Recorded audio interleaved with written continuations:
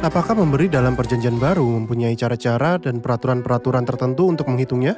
Saudara Muin, Nader bertanya apakah memberi dalam perjanjian baru memiliki persentase dan peraturan seperti di perjanjian lama di mana ada persepuluhan dan persentase. Apakah perjanjian baru memiliki persentase dan peraturan dalam memberi? Tidak ada jumlah persentase dalam perjanjian baru. Namun kita temukan bahwa ada orang-orang yang memberikan satu persentase dalam jumlah besar.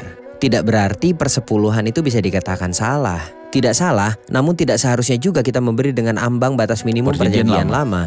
Mari kita lihat dua contoh dalam perjanjian baru.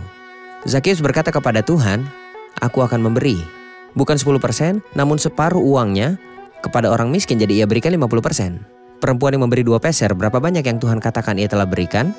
100%. Ada sebuah gambaran yang sangat baik dalam perjanjian lama. Ada sebuah kewajiban memberi persepuluhan. Itu bukan 1/10, bukan 10% dari semua yang ia miliki. Jika kita pelajari dengan baik, ini akan sampai pada 30%. Namun dalam Keluaran 25 ketika Musa meminta orang-orang berkontribusi dalam pembuatan kemah pertemuan, ia tidak meminta mereka membawa 10 atau 20% untuk pembuatan kemah. Ia biarkan perkara itu terbuka sehingga mereka memberi sejauh yang Musa katakan sampai mereka berhenti di titik tertentu, karena mereka telah mengumpulkan lebih dari apa yang mereka butuhkan. Benar, benar sekali. Ada yang ingin bertanya? Mengenai keadaan hati, jika ada seseorang yang bekerja dalam suatu lingkungan non-Kristen dan ia berusaha bersaksi tentang Kristus dengan suatu niat yang murni serta hati yang penuh kebenaran melalui memberi dan melayani mereka yang ada bersamanya, jadi terkadang bertentangan dengan kehendaknya. Hal-hal itu jelas bagi orang-orang dan ia terkadang ingin mereka muncul untuk bersaksi tentang Kristus. Apakah ini bertentangan dengan perkataan Kristus? Baik, silakan.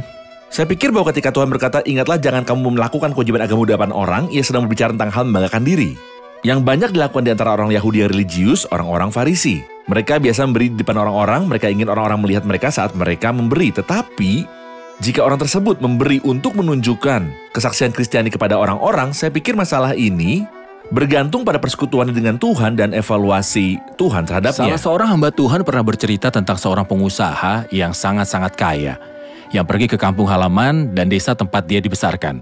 Di setiap perayaan ia membawa ribuan dolar bersamanya dan berdiri di jalan serta melempar uang, dan orang-orang yang berlari lebih dulu memperoleh uang itu. Apakah itu pemberian sesuai firman? Saya pikir orang ini memperoleh kemuliaan dari orang. Ia tidak memberi melainkan mengambil.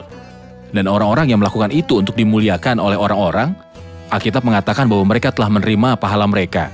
Dan jika Anda ingin, dari lubuk hati Anda yang paling dalam untuk menunjukkan belas kasihan, sehingga orang-orang akan melihat pahala mereka sendiri. Dan ini adalah perbedaan kehidupan Kristen dan juga non-Kristen. Ini adalah metode yang sangat terhormat, dan ini bukan tentang dimuliakan oleh orang-orang. Ada yang ingin bertanya? Ayat 7 berkata Allah mengasihi orang yang memberi dengan sukacita. Jika seorang tidak bersukacita saat memberi, apakah Allah membencinya? Anda membuat kami mendapat masalah.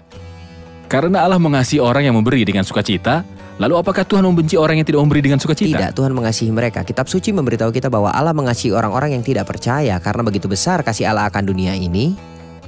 Karena itu ada kasih yang spesial bagi orang-orang percaya. Namun, saya dapat katakan bahwa ada jenis kasih yang unik kepada orang yang suka memberi dengan sukacita. Tuhan mengasihinya dan membuatnya menikmati kasihnya. Kasih itu hadir bagi semua orang. Namun, siapa yang paling dapat menikmati kasih Tuhan kepadanya? Orang yang berbagi dengan Tuhan perasaan dan emosinya terhadap orang lain. Baik, Saudara Ishak ingin menambahkan? Tuhan menyukai hal ini, jadi ia mendorong orang itu dengan memberitahu dia bahwa ia menyukai hal ini. Ia menyukai orang yang memberi dengan sukacita. Benar, Tuhan menyukai keadaannya, belum tentu menyukai orangnya.